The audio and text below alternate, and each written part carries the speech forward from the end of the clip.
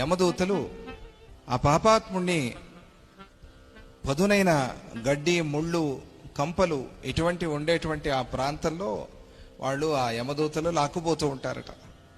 వర్ణన, నరక వర్ణన అనేది మనకు చాలా ప్రసిద్ధం అన్ని పురాణాల్లో, అన్ని గ్రంథాల్లో కూడా. అలా వాళ్ళు లాక్కుపోతూ దారుణమైన ప్రదేశాల్లో, భగభగ మండిపోతూ ఉన్న ప్రదేశాల్లో, వందల కొద్దీ ఉన్నటువంటి ఆ గుంటల్లో పడేస్తూ ఆ పాపాత్ముడిని తీసుకెళ్తున్నారు. వాడికి తెలుసు అవన్నీ కూడా.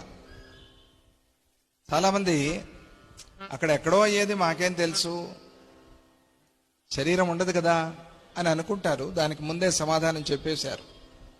ఇక్కడ ఏ వయస్సు, ఏ శరీరం, ఏ భావాలు నీకున్నాయో అదే వయస్సు, అదే శరీరం, అవే భావాలతో నువ్వు అక్కడ అనుభవిస్తావు.